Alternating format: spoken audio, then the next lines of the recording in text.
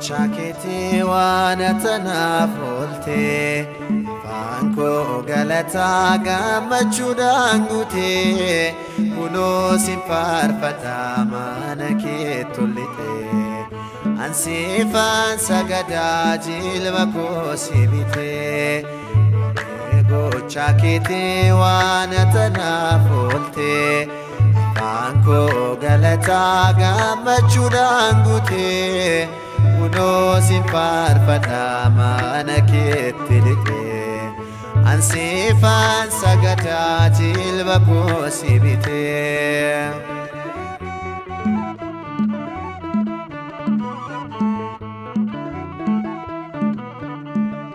Makasi dade baebi yakotie Mati kosonjedi nakati jetete Gale yamakin viyanan ibdama Ine bododoge shane bifama Ego chakiti wanatana flote Fanko galata gamachudangute Kuno simparfata manaketulite Ansifan sagada jilva kosibite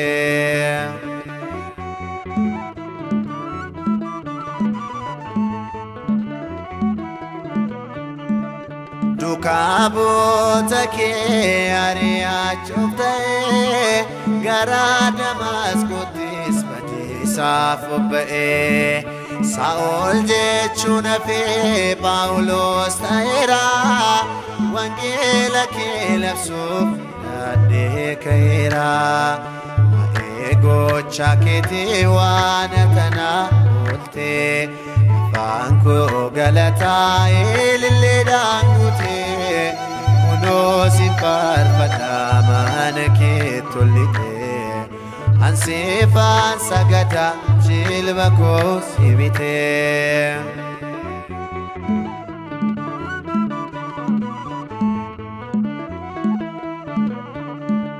Yemunta yadu barutan dabarse Jirenya kos nabi sinis gaddisise Bayise nadibana ajaib sisa Atnati lakubne yakako kalisa Manati nabgote wae ulmakete Apanko galata ilile dangute Kuno simparfata manaketulite Ansifan sagada jilva kosibite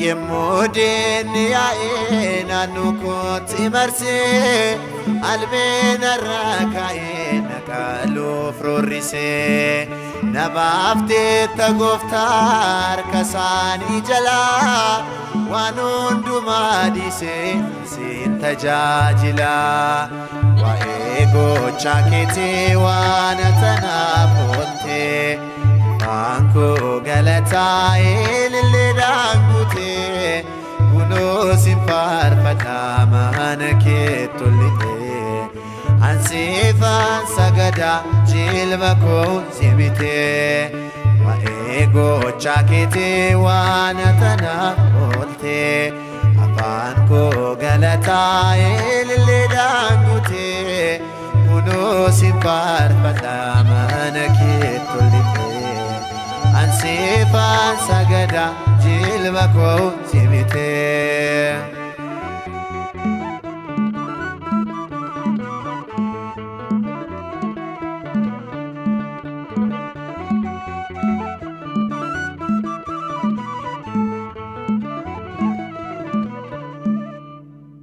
Gocha kee himameen dhumneef yaa gooftaa maal siif deebisnaa galanni guddaan dachaa dachaadhaan teessoo kee hanaanna'u barabaraan aamiin.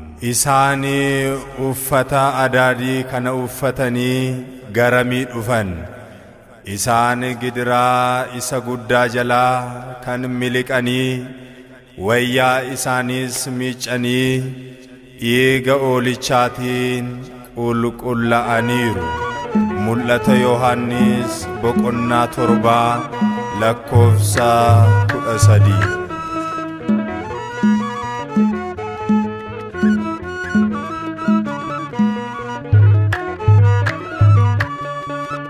warri Waaqayyoon amananii boqotanii ni jiraatu saanu bara baraan gammadanii boqonnaadha malee du'a miti kan isaanii boqonnaadha malee du'a miti kan isaanii.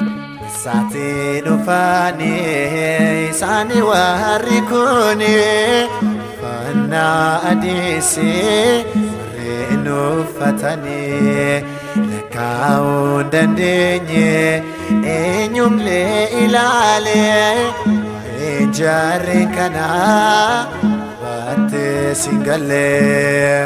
Situ beeka eegaa an beekuu hin dandeenye eessatti akka dhufanii anuu bira hin geenye. Damee muukamitti harkatti baatanii galanni Gooftaaf jedhu wal harkaa fuudhanii.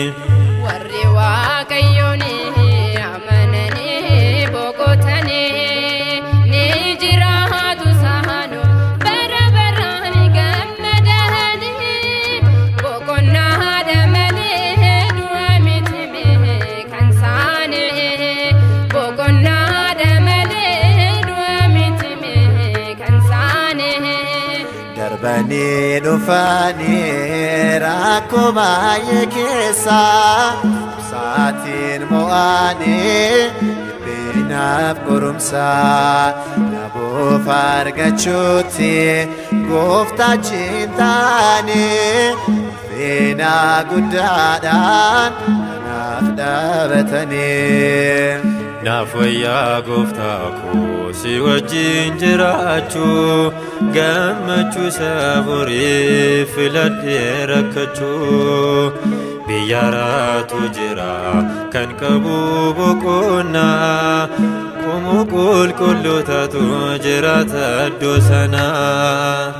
Warri Waaqayyoon amananii boqotanii ni jiraatu saanu bara baraan gammadanii boqonnaadha malee du'a miti kan isaanii boqonnaadha malee du'a miti kan isaanii.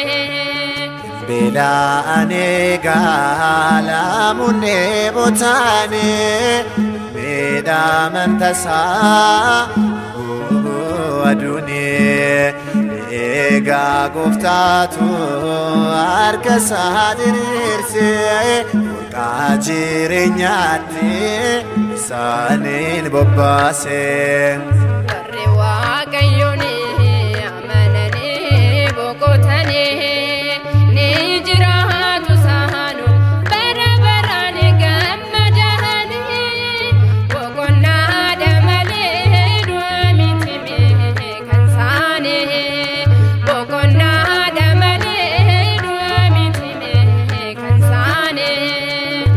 Rahoor deebinaa Gara Waaqayyootti umurii lakkaa'uun jiraannee cubbutti dhugumaa dhugaadha foonsaa fi dhiigni isaa jireenya bara baraaf isaaf nu qopheessa.